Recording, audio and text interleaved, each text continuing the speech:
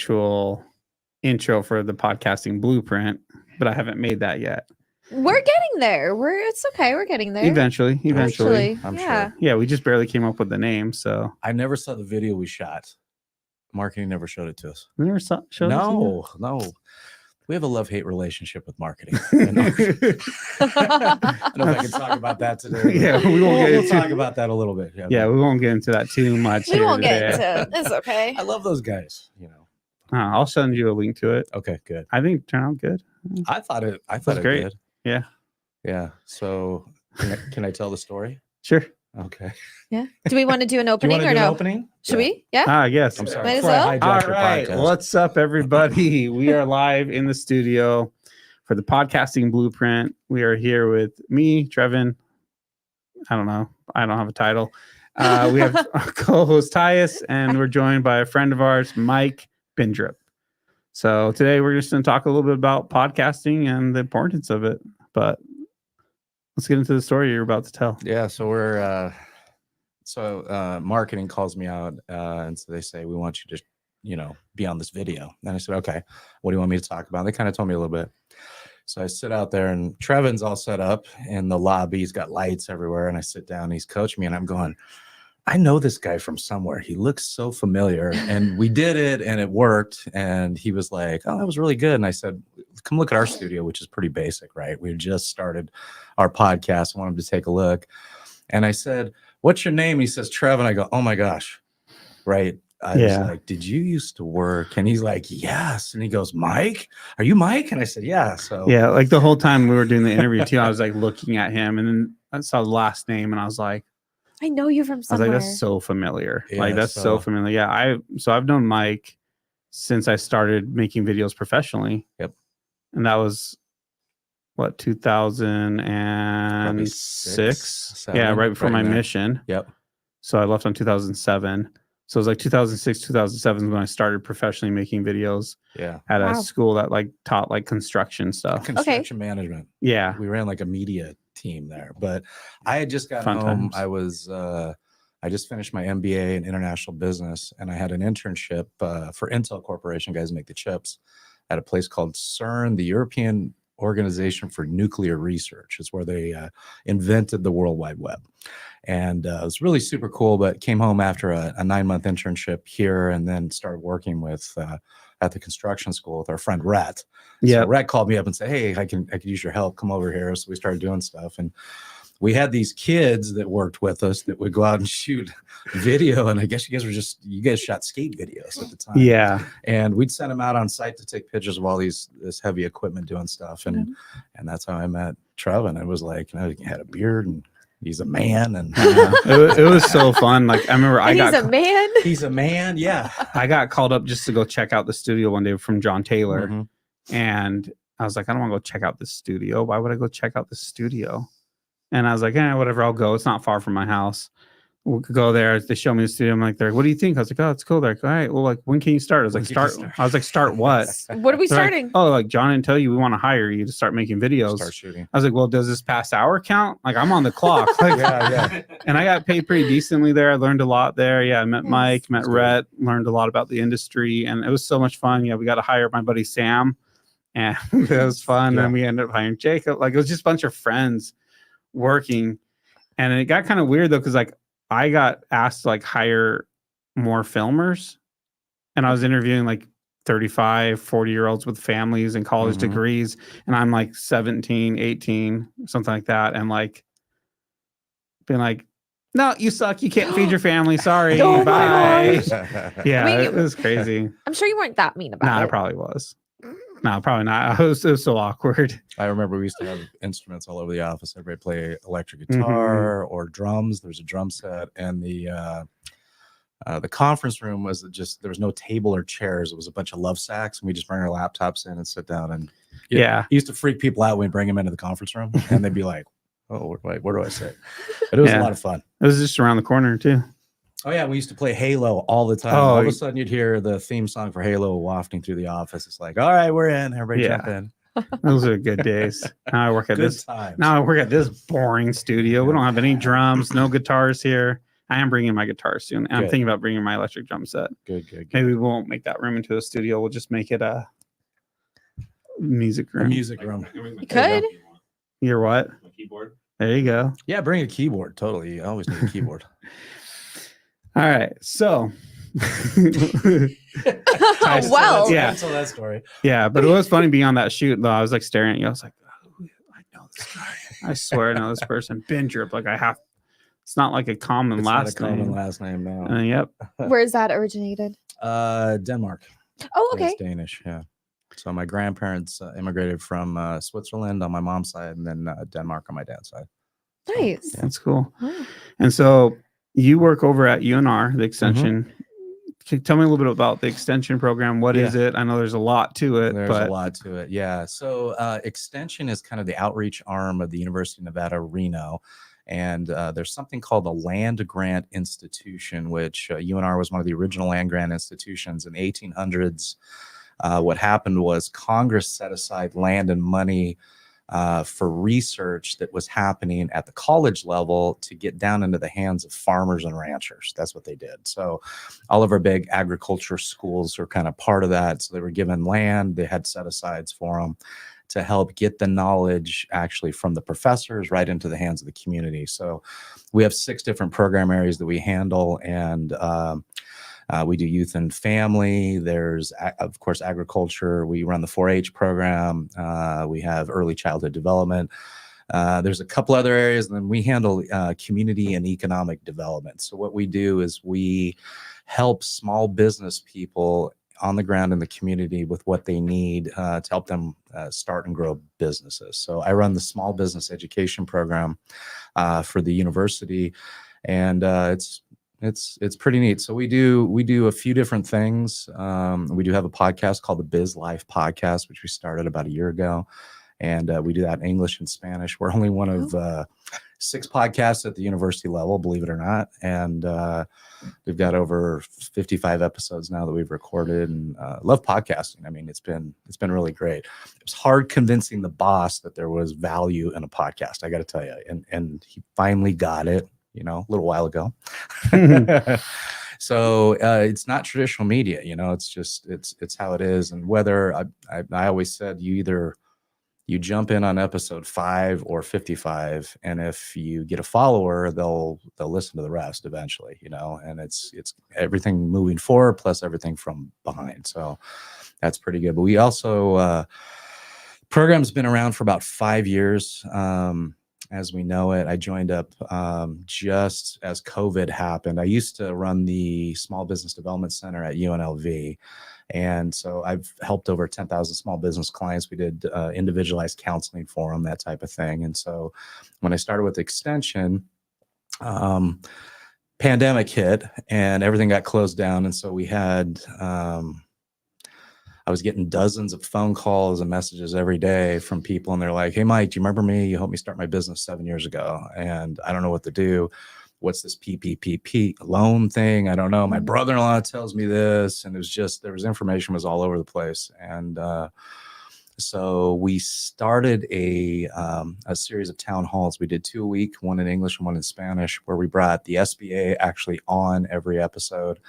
And they gave up-to-date information on what was going on, which was really good. And we gave people a voice to talk, because a lot of people were just really scared, and it really helped. We produced 84 of those the first year. And then as COVID started to open up and we came out of it, people started asking us, hey, could I get a recording of that one that you did back on? I mean, we brought on mental health counselors, and we brought in, marketing people. We brought in people talking about what they were doing to help the businesses out. And we highlighted a restaurant one time that they would come on and they'd use social media, and they'd talk about, hey, for $20, come buy this bag of ingredients, and would just pick it up at the curb. And they'd pick it up at the curb. And then Sunday they would bake something or cook something with everybody there and be drinking, doing their thing. It was really a lot of fun. And they kept stuff moving during the pandemic. So we had, good case scenarios and stuff of how it worked, but the information was really good. And so coming out of it, we saw a demand for increased learning on demand and online. And so we formed a virtual video classroom, which we started producing videos, and we didn't know what we were doing at all. We just started shooting. I'd edited a little bit, but I kind of taught myself how to green screen edit, and we did a couple different formats. So we have full length college classes on there, which are an hour to an hour and a half each. And then we have some quick tip and how-to videos, which 3 to 5 minutes, and we green screen those where we have a talking head talking and teaching a concept. And so it's kind of all branched out, from there. So yeah, no, that's awesome. No, you've been doing great things over there. And one of the things about like extension too, that like many people don't know, is it's actually free. A lot of the programs, or very cheap. Yeah. So like for businesses, they can get a lot of help and not spend a lot of money. So small businesses, startups that struggle, they can get a ton of help without having to like break the bank, which is really cool. And not just that, like UNR actually has like classes on like, you want to learn how to like have a garden in your own backyard. There's full-on classes about that. They're completely free or basically there's free. a master gardener program there, which is really cool. You just walk in the facility, and we're on the 215 in Windmill. So we're right on the corner there. You can walk in and talk to these gardeners, which have tons of years of experience, and you're like, hey, my tomatoes are dying, I don't know why. And they'll help you out. There's demonstration gardens. There's really pretty cool classes for everything. There's classes for everything. Like it's crazy how much value UNR extension brings, but the community doesn't even. We don't really know about it. Know about it yet. Yeah. So we're in every county too. So like I said, originally the goal was to help farmers and ranchers on the ground to kind of do better, and so. Yeah, we're present everywhere, but it's kind of neat. We have some really cool things on the horizon too. We're just opening a small business incubator, and we just finished our first class. We call it Biz 101. You go through, it's an 8-week kind of program that levels you up to the knowledge you need to start. Cool. And so we just finished our first cohort group. We're graduating 22 into the incubator program, and we have some office space over there. Some of them will be taking, and our first cohort group's entirely in Spanish, which is pretty awesome. So we're really happy about that. Yeah, that's awesome. Yeah, it's crazy what they have to offer over there. Oh, and our program's bilingual right now, so everything we do in English, we do in Spanish as well. That's cool. It's been a labor of love for sure. Yeah. So let's talk about starting that podcast. Mm-hmm. Why do you want to start a podcast at the extension program? What was the value you saw in it? And then I guess, how did eventually the bosses see the value in it? Gotcha. Yeah. So originally I've been listening to podcasts since like day one when they started on Apple, and when they weren't even cool, right? Podcasts weren't cool, and they were video based. I don't know do you remember that when they were video based? Yeah. They were video based. Apple doesn't do video based now. I don't know why, but I've been listening to podcasts forever, and it kind of was like, hey, we have something to say, we have something to talk about. We're doing this virtual video classroom. The podcast seemed like a natural extension of that, and we had stuff where we said, well, we may want to bring people in to talk about this, but maybe another format would be good. So I kind of pitched the concept. I actually shot a pilot, which was really funny because we had hired an employee. And we brought her in, and she was going to be our technical person on this, our e-learning coordinator. And we sat her down in the chair, and I turned on the cameras. And originally I was going to have 3 cameras, and it was this complex kind of shoot. And we were just shooting wild sound. I mean, it was pretty rustic. And I made a video, and we just got up and talked, and then did a little rudimentary editing, pitched it to the boss, and he was like, I don't see the value in this. And we're really? Like, yeah. He just said, I don't get it. I don't get it. And I said, well, if we want to do it, I said, we can promote, we can bring people on, we can interview people. It's really kind of the next step. And so convinced him to that. And he said, okay, great. And I said, we need some equipment. And he says, how much do you need? And I said, it's like $2,500 worth of equipment. He about fell off his chair. So he said, absolutely not. So we kind of stopped. And which $2,500 to get started is like, that's not even expensive at that point. And I was literally buying 4 mics, some boom arms, and we bought a Rodecaster Pro. Yeah. Right. Pretty simple setup. I didn't know much about audio. I mean, I've been in the studio before and I've done stuff. I'm a musician, but I'm always on the other side of the glass, right? Yeah. So I was never actually hands-on doing it. And so I did a bit of research. And so one day he just comes to me and goes, hey, we're at the end of our budget cycle. I got some budget. Buy it today. Ooh. And I went, oh, crap, here we go. And he goes, but it better work. And I'm like, okay, here we go. And it's just, our program's about, we help entrepreneurs out, but part of it is being entrepreneurial inside of a setting, especially an educational setting, is a little tricky because not everybody thinks like that, right? And so I said, okay, so I did a little more research and we ordered the stuff and I said, okay, here we go. And it all showed up. I'm setting it up. I'm like, oh my gosh, I hope this works. And so we had we actually brought somebody in and recorded our first time. And it was literally flying by the seat of our pants. We just turned everything on. I hope the levels were good. I hoped everything was good. And we started out doing a video podcast too, which most people just do an audio, but we're doing a video one. And everything actually worked. I couldn't even believe it. And so the boss says, I want to see how this worked. So I brought him in and I had in our editing thing, I had the wild sound pumped up and I had the mic sound down. And I started playing it. And he goes, sounds fine. Why did we buy all this stuff? And I said, wait. And I dropped it out and dropped the other one up and he went, oh. And it sounded a million times, Well, And that's one of those things too. Like people don't understand the difference in sound quality until you hear the difference in sound quality. That's right. And he said, yeah, it sounds 100 times better. And he's like, okay, goodbye. And I said, if we're going to do this, we might as well do it right, Yeah. And so anyway, that's how we started. Yeah, that's awesome. Well, and I remember, I think when I was there, you guys had just kind of started it. I think we had done like 3 episodes or something. I remember like that. checking it out. Yeah, and we had some bad guests. That happens. You have bad guests sometimes. That happens. I had a guest that wouldn't answer a question, and I'm like, how can you not answer the question? I went back and What kind of question was it? it was just like, tell us about. It was very personal. It was super Oh, okay. personal. It was Gotcha, more like, okay. tell us an example of your business, and they would beat around the bush about the thing, and I said, okay, so we're coming Wait, up hold with. on. Tell us an example about your business, but you don't want to talk about your business? They were talking about their business, but it was like we'd say, give us an example of what you've done for other companies in this type of service. And I it was see. like, well, we can do things like this or things like. I said, give us a specific example. And then finally, I said, Have you done anything? My co-host and I said, his name's Carlos. He's the vice. Oh, we do this in conjunction with the Latin Chamber of Commerce. Yeah. So Okay. my Carlos is the vice president over there, and so Carlos, he's very funny. So I said, okay, Carlos, let's say I'm a pool company.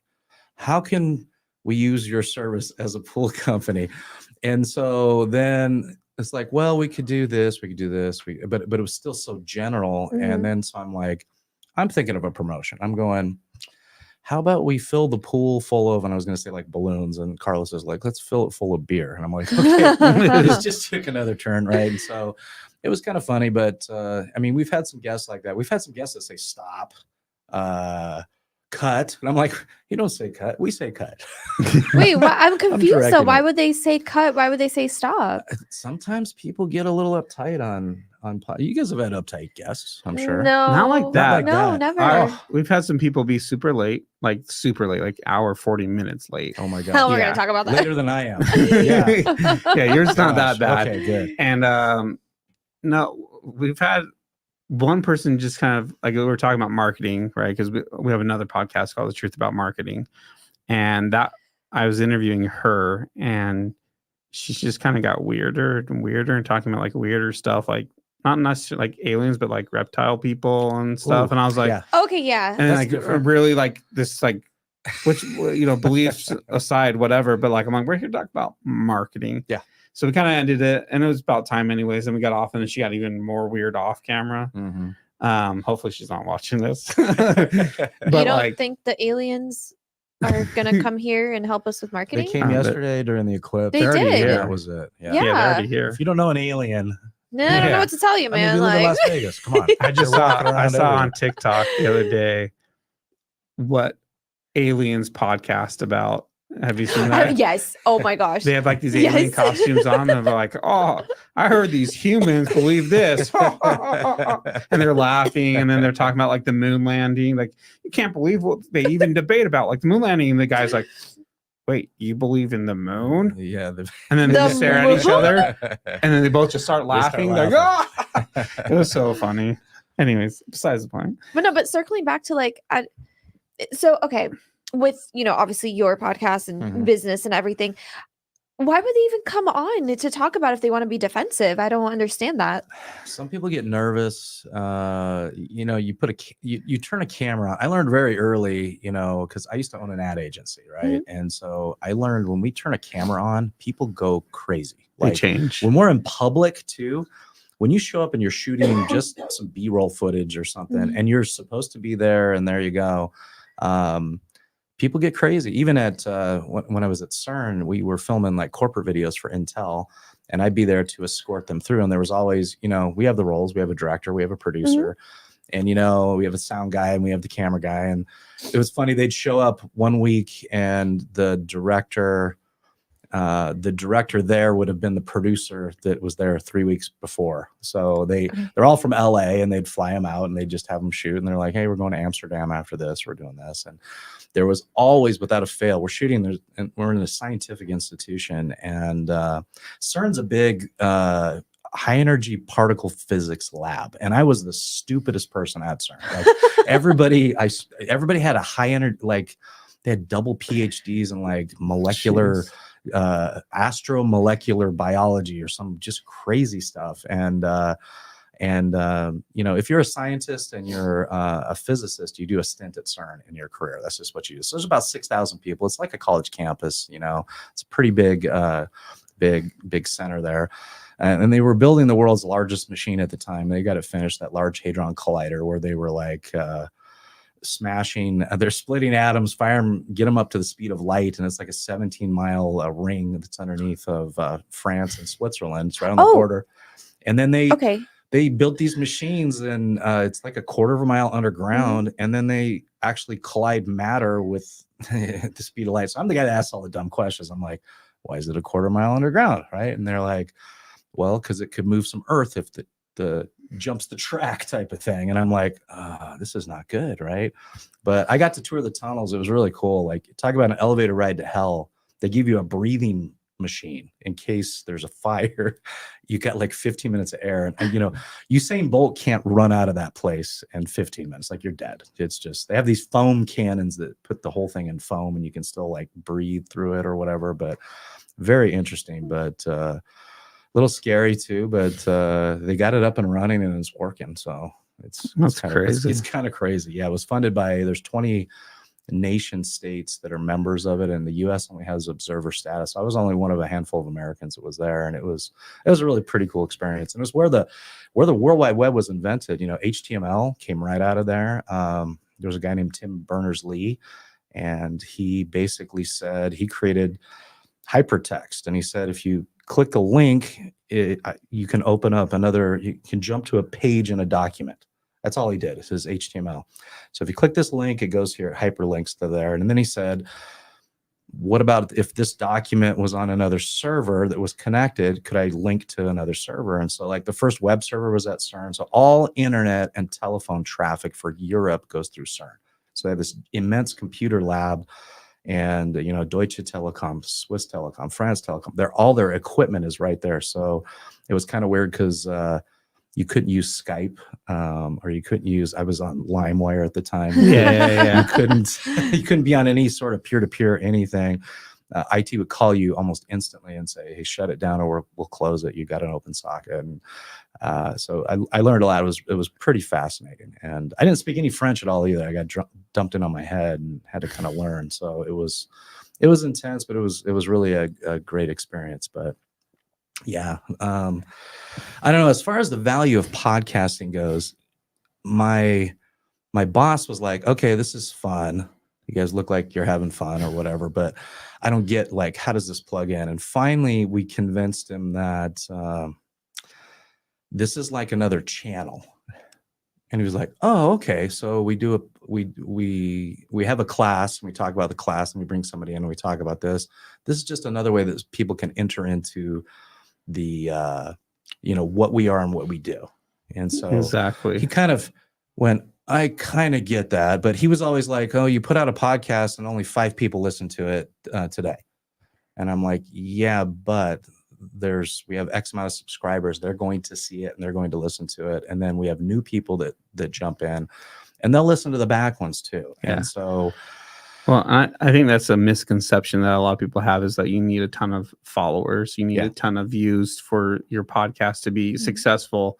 And success really depends with your podcast of what the end goal is. If the Mhm. end goal is to meet new businesses, introduce them to what you guys have going on, well, then having a podcast allows you to meet new businesses and Exactly. reach out to them going, hey, Exactly. we'd love to spotlight you and talk about you. Come in here. And then when they're here, even after the podcast is done, then you get to go, cool. Hey, man, thanks for coming by. By the Mhm. way, we have this for you. We have this for you, Yep. all for free. And so it's a networking opportunity that can also then create content to hopefully connect with other people online. Exactly.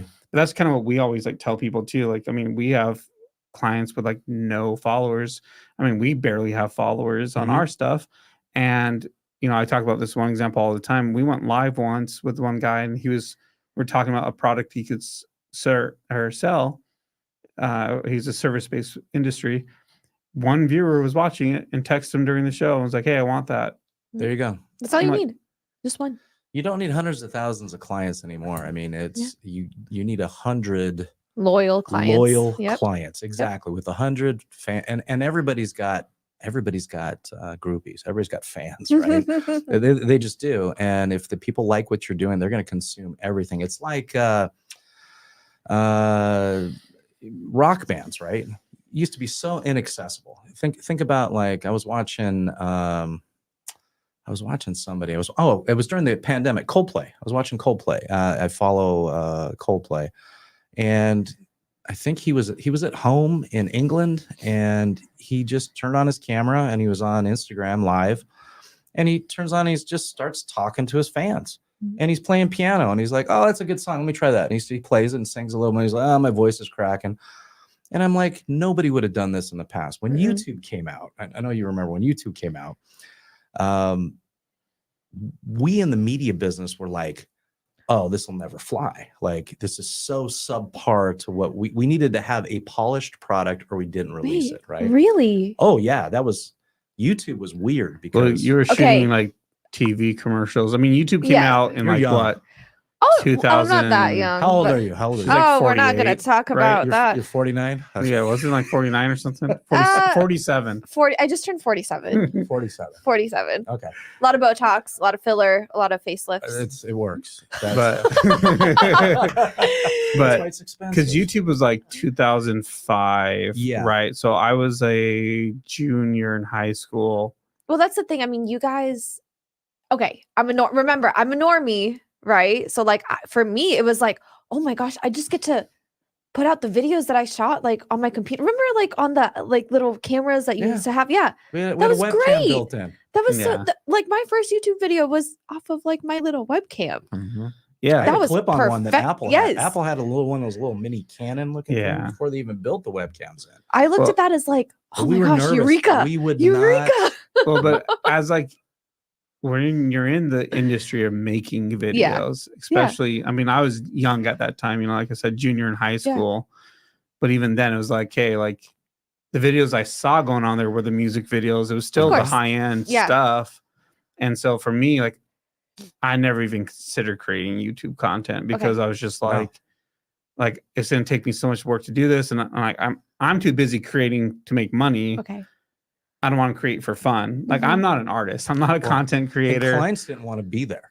That was No. that was the thing. Clients were like, "This is too low scale for us. We're either Oh. going TV media, Yeah. and production value was way up here. Mhm. Nobody wanted to just go on. Oh Nobody yeah. wanted It it. was so hard for me to sell clients to do videos for years. And I'd For be like, YouTube, for for- like well, online platform. So I was telling them, I was like, you need it for your website. Mhm. And then you leverage, my thing was like leverage YouTube to get it onto your site because it was easier that way. Gotcha. Right. So put it on YouTube, but it Mhm. wasn't like build a channel back Mhm. then. Yeah. And it was like, and then for Facebook, because Facebook was newer Yeah. back then.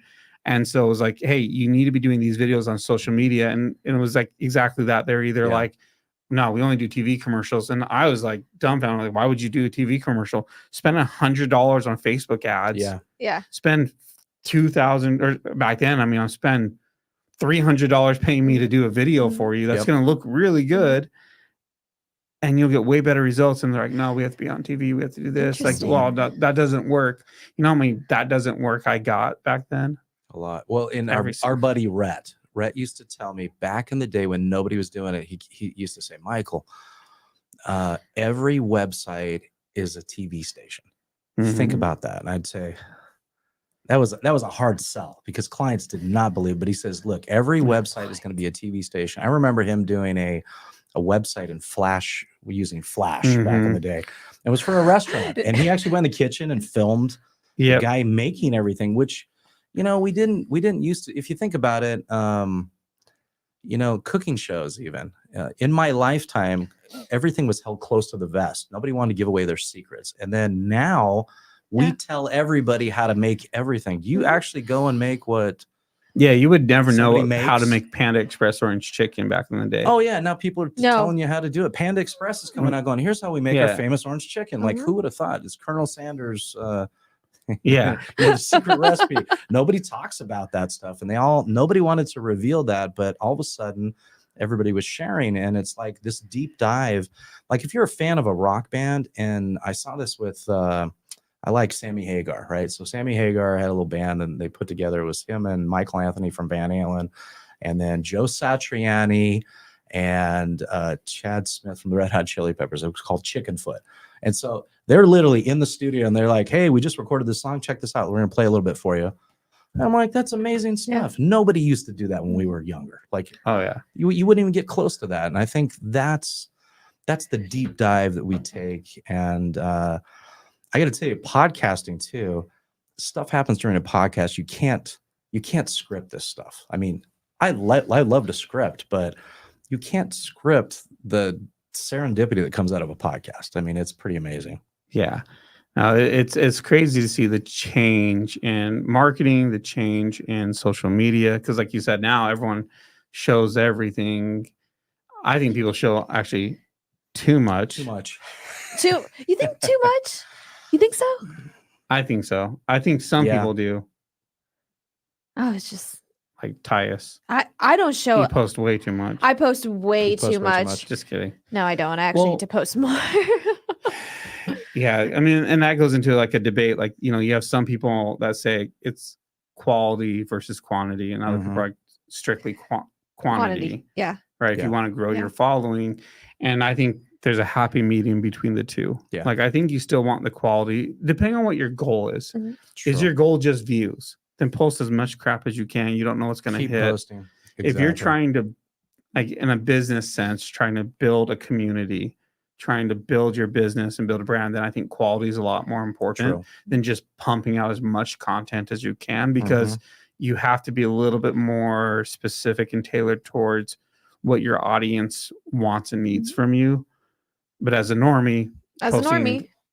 a ton of crap is whatever. I used to tell people, or people used to always say to me too, they'd say, I don't want to see what I don't want to post what I'm having for lunch, right? But in reality, people want to see what you're having for lunch. If Absolutely. it's something good, right? Even if it's something terrible. No, I think that it sparks conversation and people love to put their opinions in, Mhm. right? You post something horrendous, they're going to be like, ew. And be like, Yeah. who messed that up? Exactly. It starts a conversation. Then you go from there. And then you go Yeah. from there. Well, and sometimes you should do that on purpose so you get So engagement. you do Yeah. get some engagement. I Exactly. get when I go live on TikTok at like 1 a.m. when I do like my tests and stuff here. I wear this hat which says make video horizontal again, but TikTok's all vertical for the live, and we can go horizontally on TikTok, but I do that, and then people like that's the number one comment I get Mhm. is like, "Oh, I love the hat," or "That's funny," Yeah. but this you're filming vertical right now. I'm like, well, technically we film horizontal. But the platform, The The platform's cutting it, yes. cuts it. Yeah. but we're letting it confirm that it's doing that. Oh, is that? Oh, Uh-oh. uh-oh. Here we It go. still says we're streaming to the account, but T. I think is that one of Tyus's fake accounts. it's not tied to the account. Is it Yeah. it's my photography one? That's one that always Yeah. gets issues. I know. Here it says it's still streaming to it. It's but fine. It's just got this Mm. funny notification. The account that has the most followers gives me the most problems. At what 120,000 followers, giving me the most problems. Really? Oh my gosh. I don't even know. What is, Just leave it I'd open, just I say, guess. yeah. want to hit refresh, I feel like it's going to disconnect it from the. Yeah, It's okay. I'd It's just okay if leave it does. Yeah, It's okay. it doesn't matter. Instagram can suck it, you know. No, but like the account that I spent the most years building, and you're gonna give me the most problems. Like, okay, Instagram. Yeah, it's true. I've had that account for 14 Oh wow. years. Whenever Instagram Before it first was came owned- out, Before it was owned by Facebook. before it was owned by Yeah. Facebook, that account was being built. Mhm. Or 12 years, whatever it is. Yeah. And couldn't give me problems. Anyways, back to See, I've never really spent time trying to build an account, which is probably bad. I haven't For my I haven't business. either. I haven't either, Build your but business. yeah. Well, but yeah. but I don't try to build my business account, which is kind of funny because I'm in the business of helping Of other helping other businesses people. build their accounts on social media. Although not really, right? Because the videos I make are mainly for their websites. yeah. It's not really their social content, although pieces of it get used on social and some of it's for the social. But like I always think about that. Like I'm the worst at documenting anything we do. I'm the worst at posting about what we do. Yeah. And I'd probably be more successful and have more eyes on us if we did that, you know, and we're trying to with the podcast studio, kind of. Yeah. Kind of. The cobbler's kids have no shoes, is what we used to say. Because it's the same thing. It was like as an ad agency, we'd never work on our own website. We're working on everybody else's website. We're working on their branding. And it's like when we're rebranding, it's like kind of an afterthought. Well, it's the same thing with like our podcast, even Mhm. like that's why I like when we do the lives because they're kind of posted and done. And they're done. We don't Yeah. have to worry about production value. Because for our other one, I filmed them all, and there's stuff I filmed like 4 months ago we haven't released still. I have it scheduled, and we have most of them scheduled to go, but it's like I got to work on everything else in the business. I got to get our clients' podcast done. Like mine's not important, but I have to Mhm. remember we brought people in here. It is important. is They important. spend their time. So I'm trying. I think we might try to move all of our shows live, so that way we're just done. But It's okay, much easier. But the good thing is, I think, you know, doing the truth about marketing and everything, if you get that guest 2 social edits, they're going to be so happy. yeah, And then you can wait. And then you can put it like, okay, here's the social Well, edits. Here you that's- go. Just a little something. They're going to be so happy about it. yeah, and that's part of the process. And I batch it, so I got half the episodes done and uploaded or scheduled to upload. Mhm. And then we're creating all the short form from that, and then we'll Yeah. start dumping it, give it to them. But it's hard when you do it. This is all you do. I'm saying with videos, right? Yeah. Like I'm like, whoa, what kind of video would we need?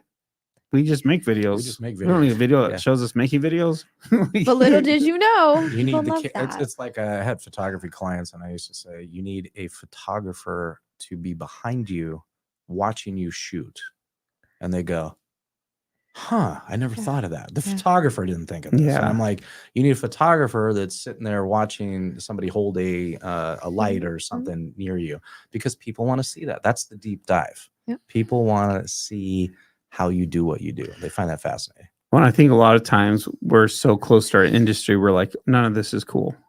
Nobody wants to see any of this. Like for me, Yeah.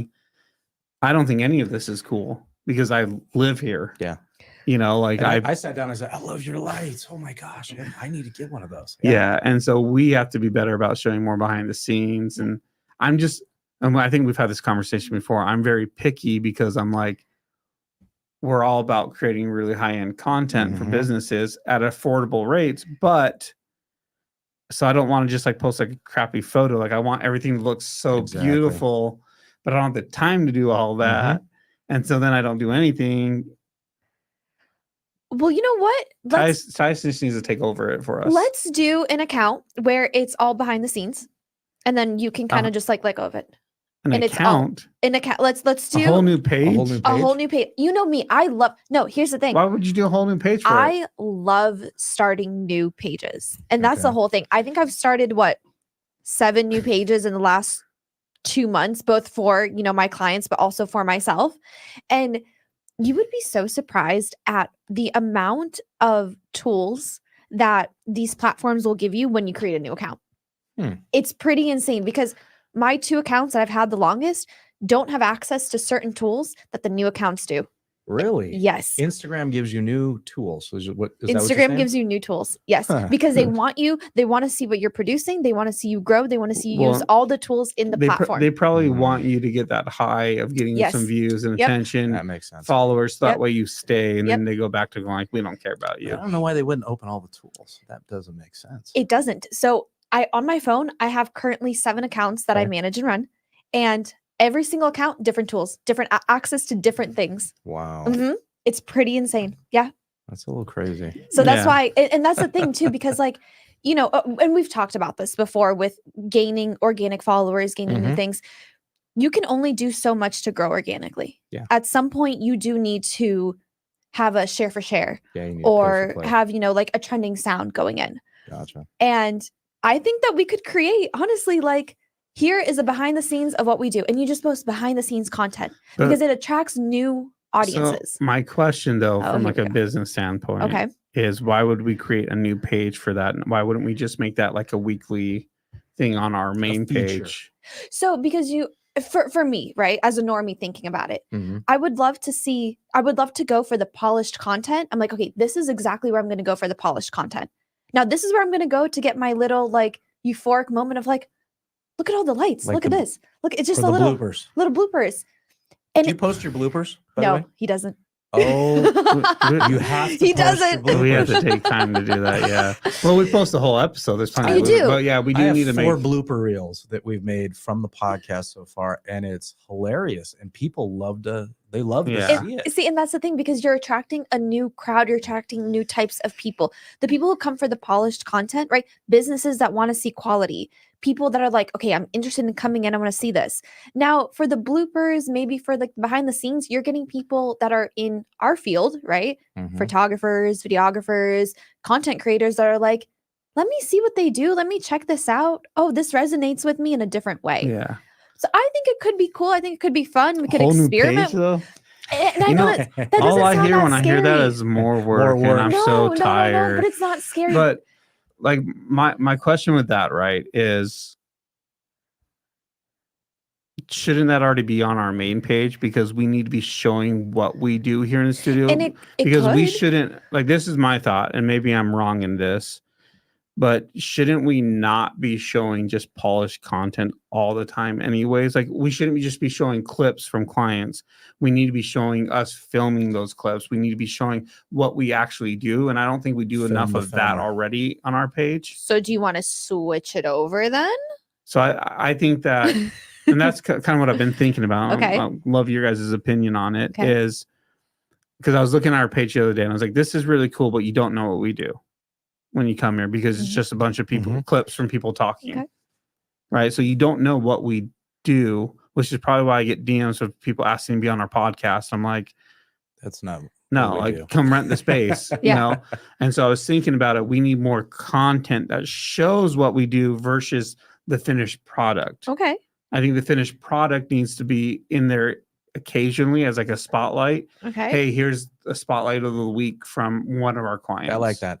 Right? Like, I like here's that. a reel from one of the clients that we produced or whatever. But then the other posts are the behind the scenes, like the photos of us in this Mm-hmm. room talking right now.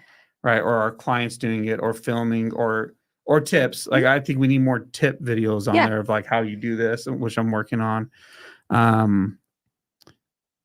So I feel like it doesn't need a new page. We just need to implement a little bit more of that in the current page Okay. to show what it is that we do. You could retrain your algorithm. It's going to take a little bit, but you could definitely retrain your algorithm because I mean, look at like the stuff that's posted currently on the page, right? The videos, the client, what you're going to call client highlights, they do really well. Now, the behind the scenes videos, people are like, whoa, like I didn't come here for this. Well, but Mm. the videos we get the most engagement with are when we do those skits Yes. showing what we Yes. do in a funny way. Yeah. Yes. And we can totally retrain the algorithm to do that. We're going to have to mass post. And that's the thing. Like, it can't just be like, okay, posting 1, 2, 3 things and then back to client spotlights, if you want to call it that, like for 5 videos. It's going to be you're going to have to like dump a lot of content Yeah. and retrain the algorithm. So- You know what I find fascinating? The fact we're having this conversation and it's like a strategy brainstorming thing. I'm old school. I would never, stream this out, right? Yeah. No, really, you're Honest to kidding. goodness, I'm slightly uncomfortable right now. Why? just- Oh gosh, No, we no, need you. no, Oh, no, no. I'm slightly uncomfortable going. I was thinking, would we implement something like this? I'm like, I would be scared to death to Why? put that out. I'm from the polished era. Right? Okay, This is yeah. this is a little too, it's like A little when too you- raw. it's the Wizard of Oz. When you pull that thing back and you actually see who the wizard is, Yeah. it freaks people out sometimes, Mhm. right? And it could be it freaks me out sometimes. So that's why I try to hide behind the camera. Exactly. I'm the wizard. They don't want to see me. They pull the curtain like, oh, that's who it is. That's what's Not really using the going on studio. here. That's all it is. Yeah. Yeah. It's like I think it's different in the sense of like, okay, me coming from Trevin calls me a normie, mhm. right? A normie, for lack of better words. And then, you guys, it's different. And I think people, whenever they come and see my content, they're like, damn, we want to like learn from that. We want to like see the raw stuff. And then well, and that's kind of what this podcast is, Yeah. right? Our podcast is like, let's talk about what's working, what's not working, what are This our is great. thoughts. I was just thinking It's uncomfortable. how to implement it on our side. Mhm. I don't think our higher ups, I think Well- would freak out. really, Oh yeah. But Interesting. you're saying on how to implement the way that we're talking live Yes. right now, right? Uh-huh. Not the strategies we're talking about. Not the strategy. Strategy. And is so, okay. but that's because it's different, right? Because your podcast is more like, let's introduce businesses, let's get to Yeah. know them. Yeah. They're not, let's teach how to grow a business. Yeah. Because if it was just all about like, hey, this is how you grow a business, then They a can watch strategy videos. session about this of like, hey, I'm stuck on like how to get new customers and let's talk about this would make sense. that would make sense. Yeah. But as like, doing a podcast episode of you guys like, how do we grow our how do channel? we grow our own channel? Would How it do we make get more people sense? to Yeah. listen to this? Yeah, it would be really awkward, and your audience would be like, wait, what is this? Yeah. And And so I agree with you there. But since this is like the podcasting Yeah. blueprint, social Yeah, media is a part Which of is it, Great. Yeah. then it kind of flows more naturally because that's the whole point. It's like we want to educate people Yeah. and we're learning too, like I'm not like I understand how to do social media marketing to a degree. Like I Mhm. get it, but you wouldn't see that in the results of our companies because I don't know how to do it Yeah. for myself and I don't have the time and I don't care to do it for myself. Yeah.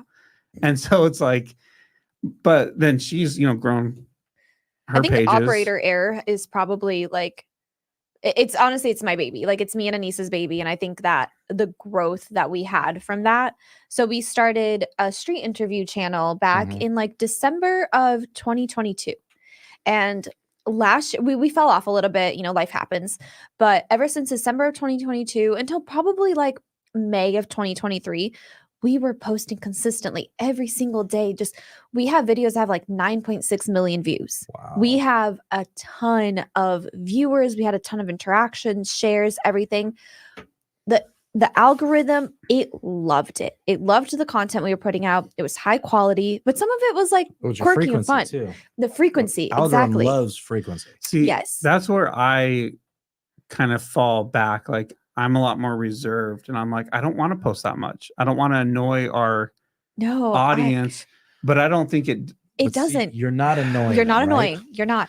yeah. Especially because when you look at the operator error page, yes, you see our faces a lot, but I post a meme after every video that we post of our pages. I post a meme where it's like lighthearted, Mhm. where you can share that to your story. You can share that with family and friends, and you're not sharing the face of somebody, and you're like, why are you always sharing this girl? Why are you always doing this? What no, you're sharing a meme. It's meme, funny. yeah. It's yeah. something, and I think that it helped us grow a lot because it's like, okay, people come for the content, they come for me and Anissa, but they stay for the memes. They stay for the memes. funny Yep. stuff. They stay for like the lighthearted content. It's relatable. You get a lot of shares out of that. Mhm. You know, And, That's like, true. I feel like our audience likes these lives. Like we don't get a ton of viewers, but a lot of them will stay for a while. they love it. Yeah. And like we'll have clients that come in and they're like, oh, that thing you said in the live Mhm. was awesome. I never thought about it that way. I've watched your lives. Yeah. I've been on a couple. Of them. Gonna say. Yeah. A lot of times I feel so awkward. Well, then, I mean, you've actually commented on a couple, which Yeah. I appreciate because when like you do the lives, especially when it's like just me in the room doing the lives and then there's no There's interaction, nobody else, yeah. it's really weird because people are watching, but nobody will You're comment talking to anything. a wall. I'll I'm try to like- hop on. I'm like, just if I- ask a question or like talk to me. Like this makes the Yeah. life so much easier. Yeah. Like with this part, like there's no questions. That's fine. Like Yeah. because we're Yeah. not trying to get questions. Yeah. We're trying to have conversations and talk about whatever comes up naturally. And Yeah, I need to post more. I'm so bad at Canonical Media, I'm even worse. Canonical Media has nothing on there. I go like 6 months without Oh posting. my I'm like, oh, gosh. by the way, we've Yeah. worked. We do stuff. We do shoot things. I saw Yeah. your stories that you Sometimes. shared yesterday. Immediately, I clicked. I was like, look at the new apartment videos. Look at the new apartment photos. Oh yeah, just shared that because they took the yesterday. screenshots of our video. Yeah, Yeah, I was those like, were wow, that good. looks so good. yeah, Yeah. and they're just screenshots from. They look great. I know. I They need to. look I need so to post great. more. I think about it, and I think about going on Yeah. live and like creating content for it. But I'm like, once again, I always feel like, and maybe it's just my own problem of like, and I'm learning how to overcome it, right? Because here I am podcasting now, Mhm. but I only do it because we have the studio. And I'm like, okay, we should podcast. Mhm. But for me, I always feel like nobody really cares about what I'm putting out there. That's not true. So I don't want to like bother people. So I'm just gonna post stuff occasionally. No, But see, they do care. they care. They care I'm a lot. with you on this Yeah. one. They do care. Yes. If, like you said in the beginning, right? If you have 100 loyal supporters, it's better Dedicated. than having 1,000,000 just people in and out. Yeah. And you're going to get a lot more from, even 10 very loyal supporters that share everything. That's honestly, that's all you need. Yeah. I need to figure it out. I gotta tell you too, it's funny. You think you're not making an impact, okay? And then I'll go to this happened to me last year. I went to a function, and one of these small business function. I walked in the door, and somebody comes up to me and they said, "Hey, you're the guy from the podcast," Mhm. and I went, "Wow, Oh, yeah. somebody's listening. Yeah. This is great, right?" Because you don't see it all the time, but people are listening, they are watching, and they're seeing it. Yeah. Well, I'm learning that too from our podcast and our lives. And I've kind of fallen off. I don't do it as much as I used to, kind of randomly, because I'm busy and whatever. And we, like, once again, we'll have clients come in that are like, watched it. They didn't comment, but they're like, hey, when you said that, it kind of Mhm. changed my perspective. Mhm. Like, thank you. And I'm like, okay, It's true. cool. People are watching. And I tell my clients all the time, but I forget to tell myself this, is that the majority of the people that are like support you and that are going to buy from you or become a customer at some point don't comment. No, They don't exactly. engage. They just watch they silently. watch. And I tend to forget that because, like, I'll see, this is my own issues, I guess, but let's do therapy with Trevin here.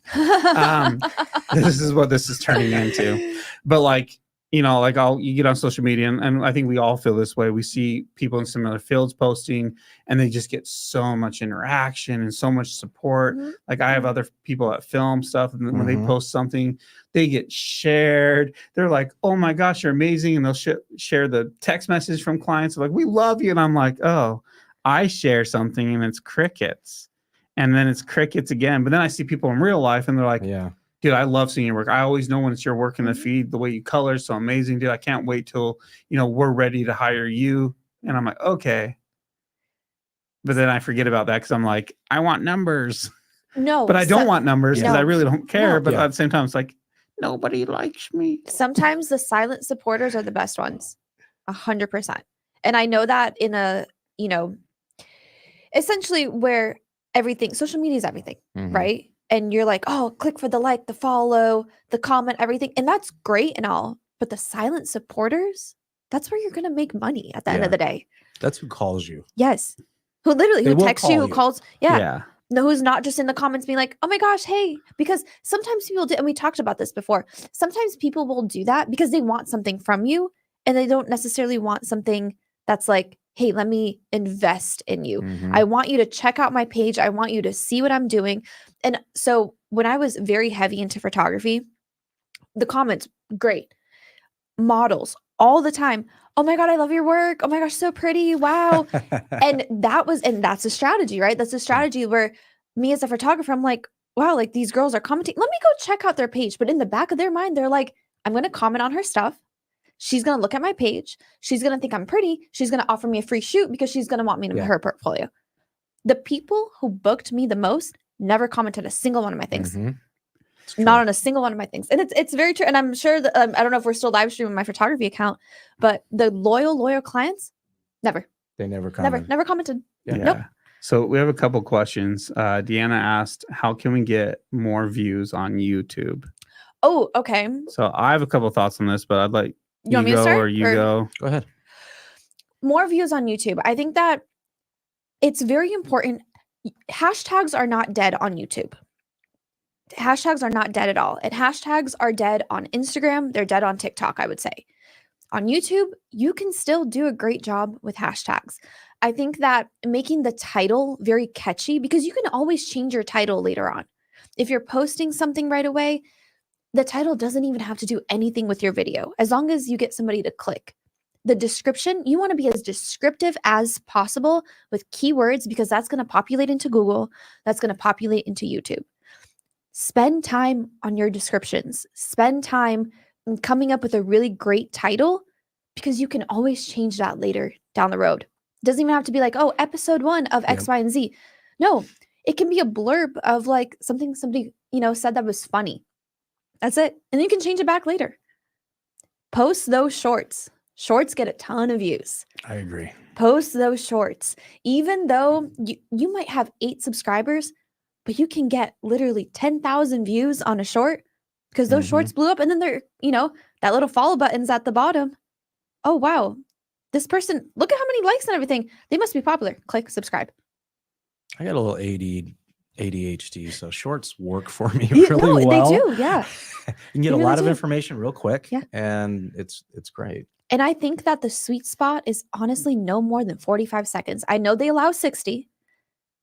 You said ADHD. Me too. Don't go 60. Don't go 60. 45 is like, I ooh, agree. yeah. Good advice. So my question about that with shorts, right? Take it away from YouTube, go TikTok. Mhm. TikTok keeps saying for me to post like 2-minute videos. No. Okay. No, So absolutely that's not. what Don't. TikTok tells me to do. And TikTok wants you to use all of its features. It does. So whenever I get my social edits from my editor, I will go in to TikTok. I'll cut it up a certain way because I'm using the tools. I'm using the trending sounds. I'll recut it and then I'll post it.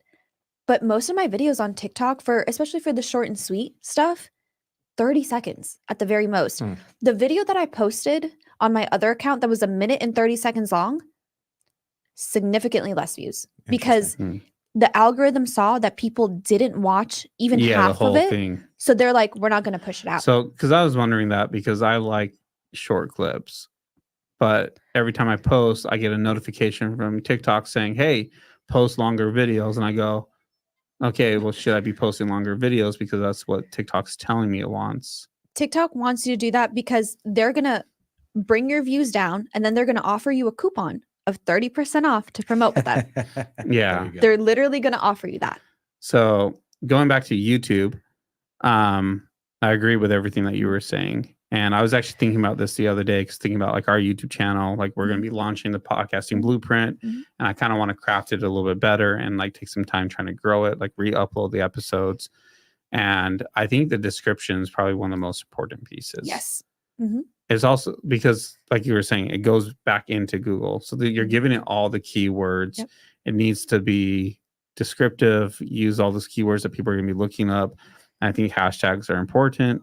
And then I think it's just consistency, right? Like you might get lucky and post one video that people just love for whatever reason and it blows up overnight. But more likely than not, you're going to have to create 50 videos before you start getting traction. Yes. Or any real traction. Yes. I mean, Deanna asked the question, but she's probably one of our clients that does the best on YouTube. She has like just started the channel and she's getting stuff. I think she's at like 10,000 views total. She's so great. She's blowing it. Like Yeah, she's doing that's great, awesome. which is why I'm like, can't you tell us how to do this? But she does that. She does interesting titles. She's pulling interesting clips out. Yep. And she's posting somewhat consistently. And the thing with YouTube views, I know that YouTube pays a lot and people want to be paid upon the views. They will circle back around. YouTube is one of those great platforms that like maybe you post a video 2 weeks ago, people are just getting around to watching it now. And that's okay. Because it accumulatively, bless you. Yep. They're eternal. Exactly. You're always going to have that video on your page. We like the Operator Air YouTube page. And unfortunately, I did not pay enough attention to it. I didn't realize how many video views we had on those pages. One of the creators that we had interviewed, she ended up going absolutely viral in the YouTube world. And like, when people searched her name, our video was one of the #1 videos that came up. And I was like, whoa, good thing I kept her in the title. Yeah. Good thing I didn't just say, oh, That's true. AVN day one. No, good thing I kept that. And I think with YouTube specifically, getting back into it. And again, I think I've mentioned this before, growing the amount of time on YouTube. Don't start off posting a 15-minute episode. Start off posting maybe 5 to 10. Make it into 2 parts, because the watch time, they're going to be like, oh, whoa, like people stayed the entire time? Cool. Okay. This page is getting a little bit more traction. Your numbers are getting up a little bit. And then also, if you want to pitch that to sponsors, hey, look at my analytics. People stayed for 90% of the time. Yeah. They don't have to know it's only a 5-minute episode and people only That's watched true. 4 minutes of it, but you're showing those analytics. People stay for 90% of the time. Here you go. Here's my analytics, versus a video that's 20 minutes long. Oh, people stayed for, 10% of the time. Yeah. As a sponsor, if you're giving somebody money, you're like, whoa, the 90% versus the 10%? What's going on here? Yeah, it's true. I don't true. know. I'm just saying stuff out of my butt, well. I would say too, thumbnails. Yes. Make sure Mhm. you have people in your thumbnails. Yes. I don't know. Yes. That we've tested this and it works. Yeah. So just make sure that they're engaging and A/B test the stuff. Make sure that's what it is. Especially, I started a new thing with my roommate called Short and Sweet, where we test out food, and then we're eventually going to grow that. Mhm. And it was very important to me that I was like, before we hit record on anything, we get quality photos that we're able to send to our graphic designer, Mhm. and she's able to make a cover. Because whenever people see that, they're like, whoa, Yeah. it's not just a screen grab. Wait a second. Like, this is cool. They took the time to put into this. And make sure when your viewers watching YouTube, when you look at how they consume the media. Mhm. So if they're watching it on a computer, you'll see the listing down the side. Make sure it's legible and viewable from a Yes. certain distance. Yes. This is something we used to hound on this, especially in advertising, like Mhm. billboards. I see this mistake made on billboards all the time. Never more than 7 words on a billboard, and make Mhm. sure you can read it. Mhm. Like, we'd literally print a billboard out, go stick it across the room on the wall, 20 feet away. Can I read the headline? Yep. If you can't read that headline, I've been at a stoplight, looked up at the billboard, I can barely read Uh-huh. the damn thing. And it's like, Yeah. come on, people, you're spending good money on this. You might as well be, it needs to be Mhm. legible from your computer. It needs to pop out. You need to be able to see what you're looking at. And the same thing on your phone. It needs to Mhm. be, because the icons are tiny, and make sure that you're using, word economy to Mhm. put that through. So yeah. I think the sweet spot is a 3-word title. Yep. 3-word title Love is it. definitely the sweet spot. Love I it. mean, sure, your logo or something else, again, different, or the name of your segment, Mhm. but the title of your episode, 3 words. Yep. Short, sweet, like, I Right there. agree. Trevin's like, huh? Okay. Well, I'm learning stuff. I don't know. The other thing I was This gonna is say new too to me. is there's a lot of demand in other languages for Yes. YouTube, Yes. and it is not even being tapped. So if you can take your content and translate it Mhm. into something else, there's websites out there like Trent that'll Mhm. help you translate your stuff. I mean, ChatGPT is great Yeah. for translating and subtitling or whatever. Mhm. But if you can upload content that's workable, especially in Spanish, it's Mhm. awesome. I mean, if Yeah. you have something that flies in English, it probably will fly in Spanish. Yeah. And our research has shown that people that speak Spanish natively, even though they may be fluent in English, Mhm. they appreciate being taught in their home language. Yes. So it's just Mhm. like if I'm living in France, I speak French, but if I'm going to sit down and consume some media, I like to be marketed to in English or taught in English. I 100% agree with that. So I'm from Brazil. Okay. Speak Portuguese. If I see something that's in Portuguese, whoa, I'm stopping in my tracks. I'm like, Mhm. what is this? Let me. I like to hear my native language.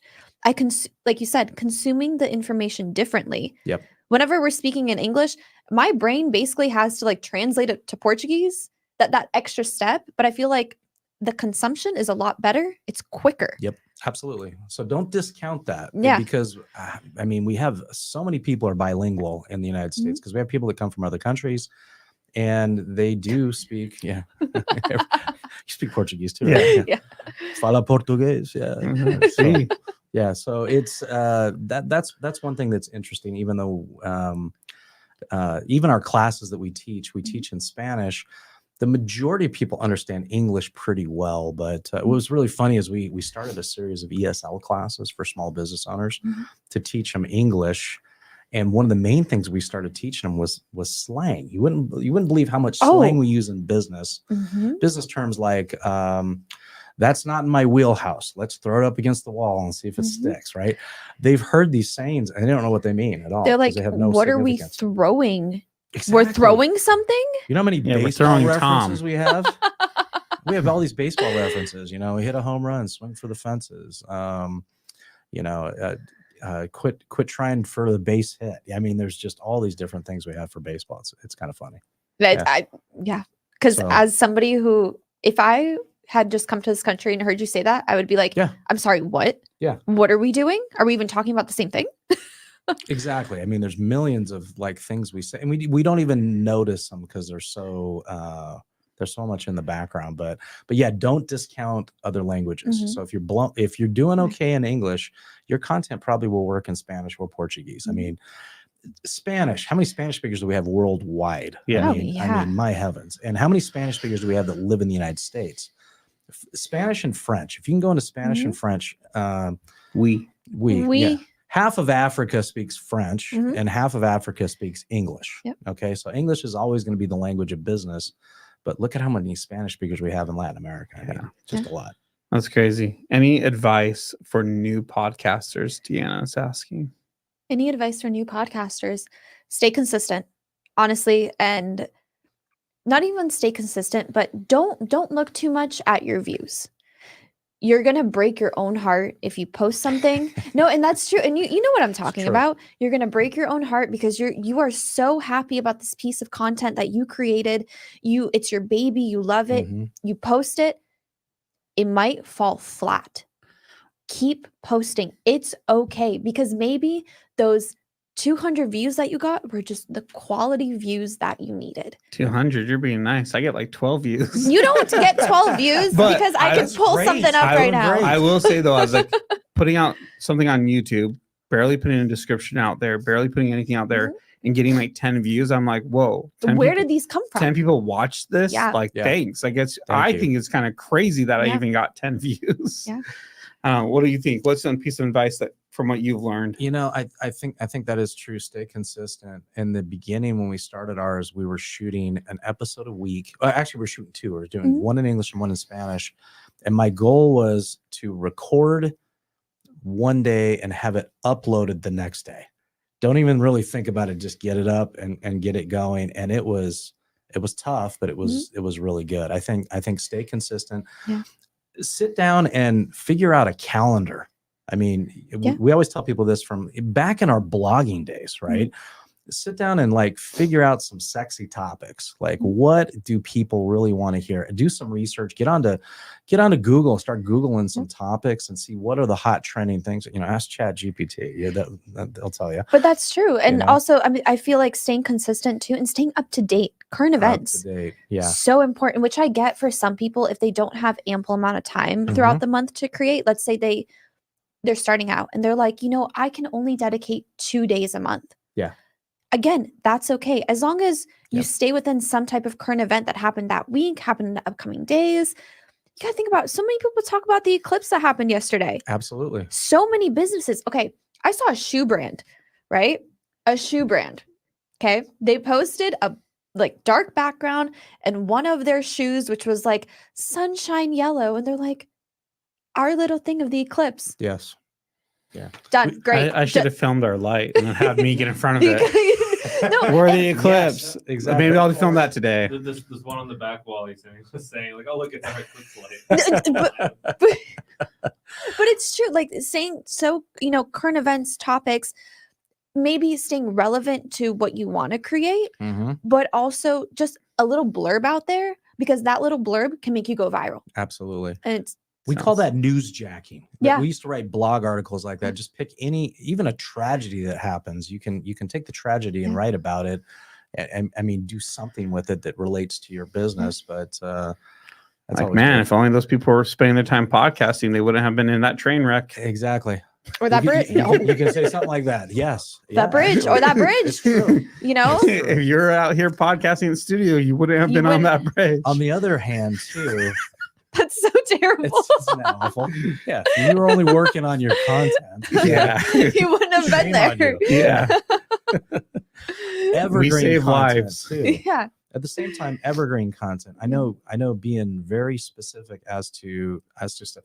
I hate looking up, like we did a podcast on IRS deadline changed a couple of years ago because of COVID. Uh-huh. Like they extended out. So we did a special little thing that said, hey, little Mhm. video.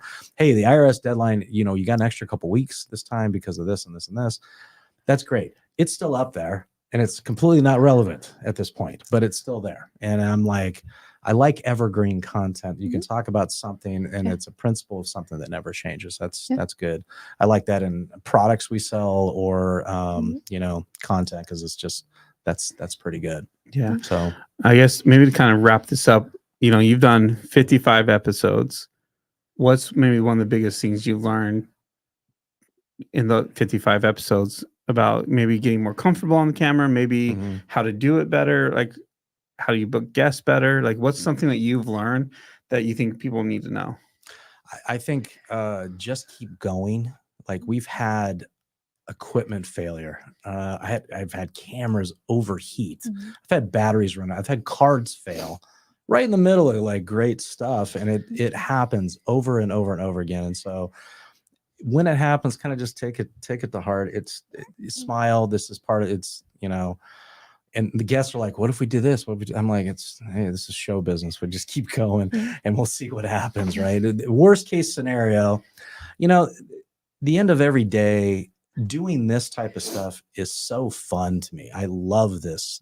I love being in the studio and whatever. And it's like, at the end of the day, this is great stuff. It's fun. It's great. We're helping people every day, which is awesome. But I'd say keep going. Don't stress about the little stuff.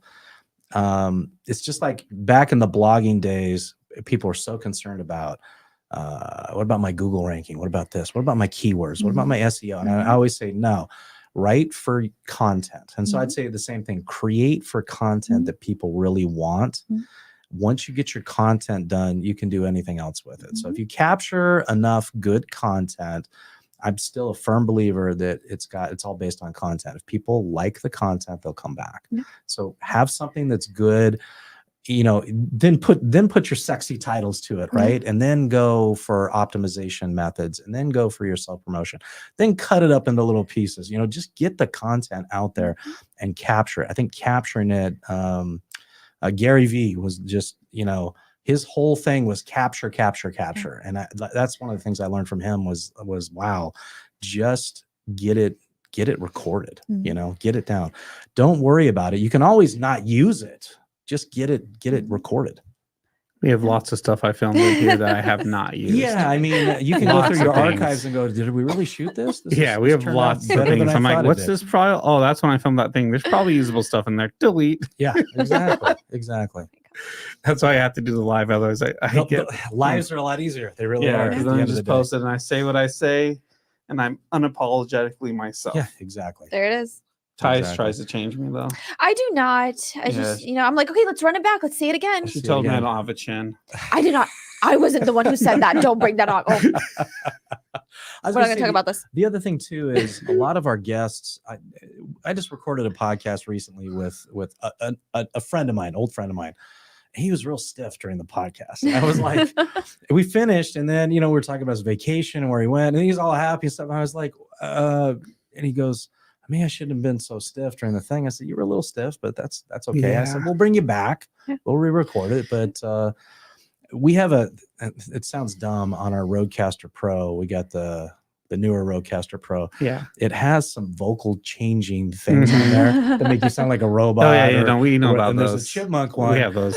I sit down with guests to make them feel, as a director, you have to make your people feel comfortable, right? That's my main role, I think, as a director, is to sit down. Even when we were shooting the stuff at the construction school, we'd bring in models and they were so nervous sometimes, or they were like, we'd have to have them read a teleprompter and they'd be so nervous, and they're it's like, all right, just calm down and just read. It's all good. We keep the cameras rolling the whole time, and it's like, you're fine. Just let's start again and relax. And so we put on the chipmunk voice, literally, and we start all talking in chipmunks. Everybody's laughing and having a good time, and that calms them down a little bit. So make sure your guests are welcome. They're that you're having have a little bit of a conversation before you actually, record the whole thing, because there's always good stuff that comes out of that. There is. And I'm shocked how much good stuff comes out of a podcast when you're not even looking for it. So Yeah. I mean, that's, I think one of my favorite things about this medium is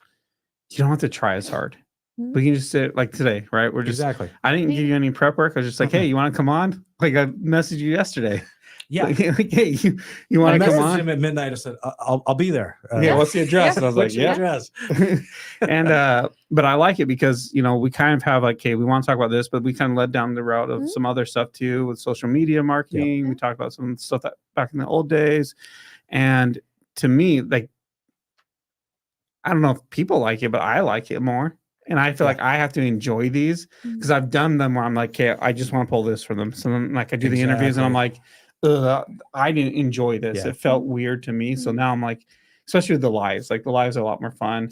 I feel like it's a lot easier with Tyus here. Yeah. I told her, I'm here for commentary. well, she did one without me the other week, and I was like, maybe I shouldn't even come back to these. I was like, they did such a good job without me. I don't Stop. think my opinion even matters here. I- She's too smart now. I think podcasts She's learned too much. go best with now, keyword Now. now.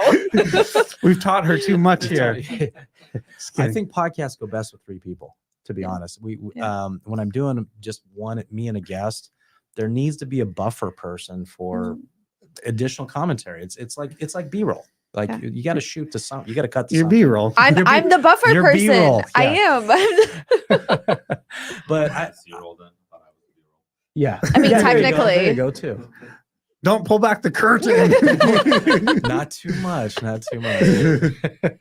No, but no, yeah. I mean, it's a different dynamic, right? Like, because when we do our podcast and it's just 2 of us, it's not as fun. Yeah, for sure. Like, but to me, those podcasts aren't meant to be as fun. Like the lives, I feel like should be more lively Yeah. and Well, and okay, going to bad guest. We had the IRS on as one of our first guests, right? And The actual IRS. they're auditing him. actual IRS was on, and they had things that they read. They had to get. They couldn't be on the podcast without them actually getting legal to approve it, what they were saying. And so they were like, okay. And then they'd read we had pre-slated questions that they would literally read the answer to, and it was awful. It was absolutely awful. Yeah. And I've had guests that have showed up with a stack of papers like this. They want to talk about all this and they insist on reading. And those are some of the worst podcasts that we have. No, We don't want you to read. It's not the medium. This is a Yeah. conversation. Yep. Yeah. And that's kind of what we tell guests, right? To kind of wrap this up is we always tell them, or we tell our clients specifically, don't worry about it. Like I know, because we work with businesses Mhm. primarily. I know you're used to being everything polished, like pre-YouTube. It's okay. Make your mistakes, Mhm. have fun with it, stutter, and we leave it all in there. We had one client, remember City Lifestyle when Oh, yeah. Chad was coughing like a million times. We were all, it was me and Chad, like back and forth, like, yeah. Well, and then it became was like the a first thing, and episode. it was funny. Chad was like, "Should we cut that?" I was like, "No, it's No. a Leave it in. podcast, dude. You leave it in, Yeah. so that way people are fly on the wall, and the more authentic it feels, the more people want to be part of it because it's not staged, it's not fake, it's Mhm. not too polished. Obviously you have to represent yourself, and then like with the IRS, obviously there's so much legal There's so much stuff. legal stuff. Yeah. And we have some clients like that too, and they are trying to get things approved so they can come here, and they probably never will because Our attorney clients that we've had on have been great, and it's kind of fun. And they're attorneys. They know what they can't say, but yeah. they're funner than IRS. I do Funner. not like the IRS. Awesome. Well, Mike, I appreciate your time Thank today you. and your insight in the industry and what you've been doing. Where can people find your guys' podcast? It's called the Biz Life Podcast. We're on iTunes, Spotify, you can see the video feed. So I'd say go to Spotify. So BIZLIFE, all one word, Biz Life Podcast. We're in Awesome. English and Spanish. I appreciate it. Thank you. Soon to be Portuguese. Soon to be Portuguese. Portuguese. Vamos. Let's get it. Very good. I appreciate it. Thank you, man. Thank you. Thank you. Thank Now, guys. now the awkward part of waiting for things to turn off. Ding, ding.